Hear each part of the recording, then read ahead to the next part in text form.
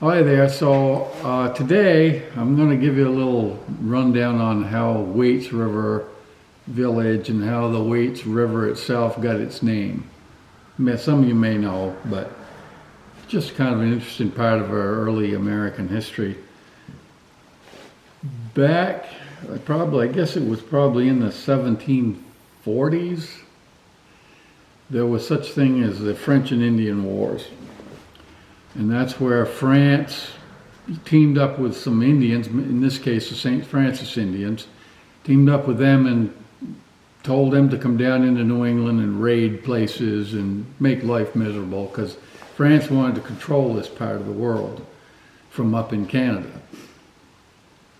And one of the famous raids that they did was the Royalton raid, and you may have heard of that, but there was a band of Indians came down and they were headed somewhere, but they ended up going after the people around Royalton. There wasn't a lot of people there, but anyway, they tore them up some. So in response to those kind of raids, Rogers Rangers put together a band of men. This Rogers, whatever his name was there, Robert Rogers. All right, I'm just a little technical difficulty for it to put the mic in, so sorry to interrupt, but I want the mic to be on. There we go. That should work. Go ahead. Sorry. So Robert Rogers put together a band of men, probably at the direction of, I don't know who the hell would have told him to do it, because we weren't a country at that point. But anyway, they headed out. Some of them actually from Charlestown, New Hampshire, which was the site of the old Fort Number 4 on the Connecticut. Some of them had to go across from there over through to like Whitehall, New York, cross country, and they went up the back side of Lake Champlain and they didn't you'd think it'd be easy to just go up Lake Champlain and hell, get your boat and go up through there, but the Indians were constantly patrolling those lakes and streams. So they couldn't afford to be found out. So they bushwhacked all the way from Whitehall, the whole length of that Champlain, Lake Champlain, up through the woods and swamps. This is in like September, October. Got up into Canada. And even though the Richelieu River goes right out of the top of Lake Champlain and goes right into the St. Lawrence, they couldn't really use it because that's how the Indians got down into Lake Champlain. They came down that, so they had to just bushwhack up through. We're talking 150 miles through the friggin' swamp and everything. Hard going. You think you're tough, try that sometime. So anyway, they got up there somehow to where the St. Francis Indians were, and on the map here it says something about St. Francis. What is it? Can't read it, don't have my glasses, but anyway, not too far from Three Rivers. It's north of Montreal, up the St. Lawrence a ways.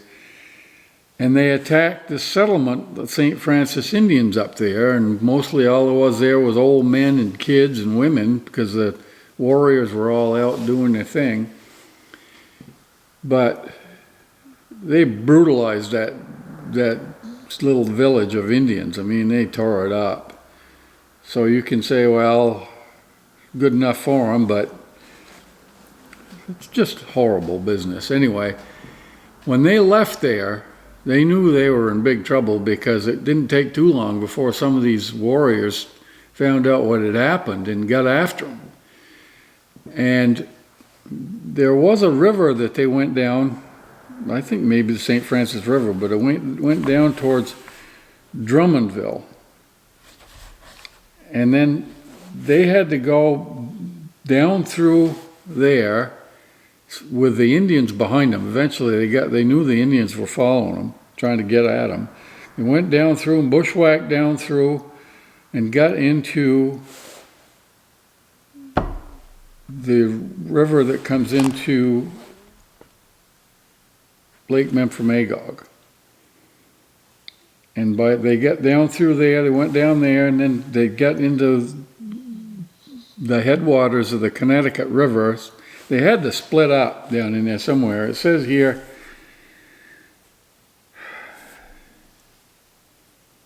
that it says the return of the soldiers was by way of Lake Memphremagog and down the Connecticut River. Apparently this got to be later in the winter when they had to deal with snow and lack of provisions.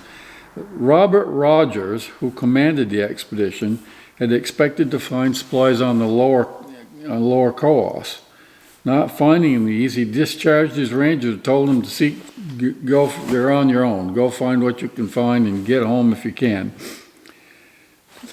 This Captain Joseph Waite, who Waite's River was named after, with a small squad, pushed on ahead of the others and within a short distance killed a deer.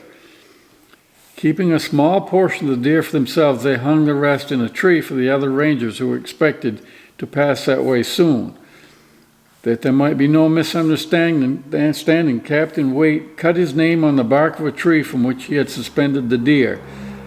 As the tree stood on the bank of a small river emptying into the Connecticut, the grateful men, in remembrance of their benefactor, called the river Waite's River. Originally, it was a possessive Waite, so the apostrophe was after the S, by which name it has since been known. So that's how it got its name. And we're talking 1759, 60, somewhere in there. That's when that happened. There wasn't a lot going on around here in 1759. I mean, most of the houses around here, the earliest houses are 1790s. So there was very little anywhere up through here. But that's how we got the name of Waite's River. And it's kind of interesting that such a little town and little river like that would be tied in so close to early American pre-revolutionary history. So I thought you'd like to know. Can you tell us about the book that you're reading from? Oh, well, of course, this is the Topsom Sketches book, the Frank Craig Topsom Sketches book, which I've referred to several times. And then I'm looking at these maps here, trying to get an idea of where he went, where they went, and it's amazing that they were able to pull it off. I mean, we're talking 100, 200 miles of travel or more, 200-300 miles on foot, most of it. Yeah. Okay, that's my story for today, so remember to do your homework.